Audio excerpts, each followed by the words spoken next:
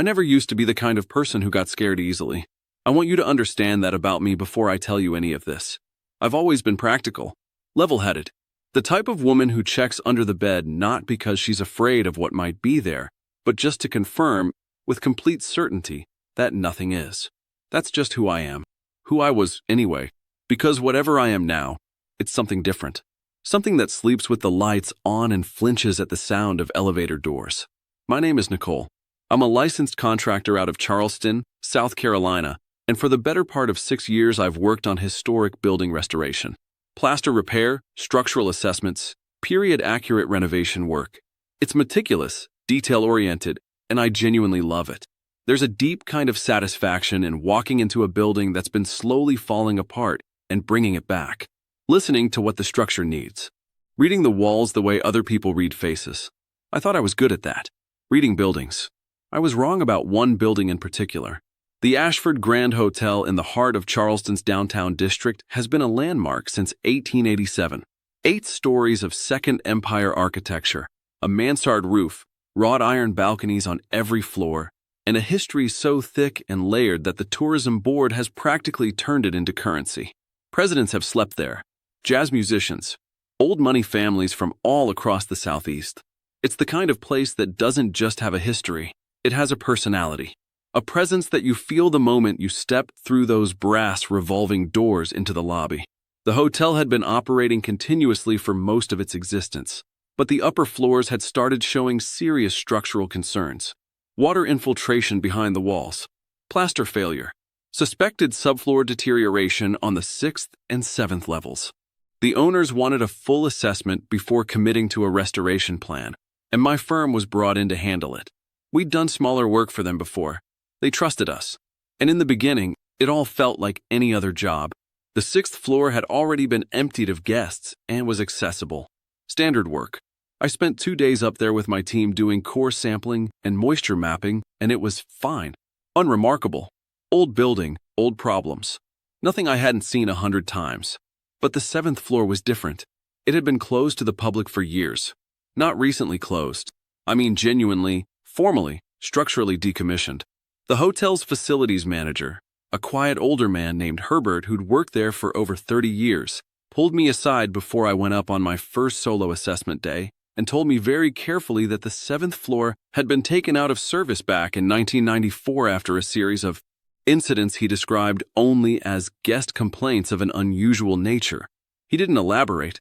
He just handed me the key card that had been specially programmed for that floor's elevator access, looked at me for a moment longer than felt comfortable, and said, "It's better in groups up there. I'd recommend it." I smiled, thanked him, and went up alone anyway. The elevator opened, and the first thing I noticed was the smell. Not mold. Not old carpet or stale air the way you'd expect from a sealed floor in a humid coastal city. It was something sharper than that. Something almost electrical, like the air just before a thunderstorm rolls in off the water. Metallic and alive and deeply, deeply wrong in a way that I felt in my back teeth before I could name it. The hallway stretched out in both directions from the elevator bank. Long and narrow the way old hotel corridors are, with that slight curve toward the far ends that makes it impossible to see the last few rooms. The wallpaper was original, a deep burgundy damask pattern that had faded to something between brown and rust, peeling in long strips from the crown molding down. Sconces every 10 feet, none of them functional. My work light threw harsh white circles on the floor ahead of me as I walked. I started at the east end. Room 701. The door opened easily. The lock mechanisms had been disengaged as part of the access prep, and inside I found a room in total original condition. Bed still made, furniture still placed, a writing desk near the window with a leather blotter on it, and a pen resting in the groove like someone had simply stepped away for a moment. 11 years of accumulated dust on everything, but otherwise intact. Waiting. I photographed it, took my notes, and moved on. By the time I reached room 708, roughly the midpoint of the east wing, I started noticing something I couldn't immediately explain. The doors I had already passed, the ones I'd already been inside and photographed, were making noise. Not all at once, one at a time. A low, slow creaking sound. The kind a door makes when it swings on its hinges without being touched. I stopped walking and stood completely still in the hallway and listened. Silence. Then, from somewhere behind me, room 703, the soft, deliberate sound of a door settling back into its frame. I told myself it was air pressure, temperature differential between the sealed rooms and the open corridor. Old buildings breathe. I know that better than most people. I've spent years learning the language of it. I told myself what I was hearing was just vocabulary I already understood. I kept working. By room 712, I found the first one. A mirror, floor length, in an ornate gilt frame, propped against the wall in the bathroom of what had been a corner suite.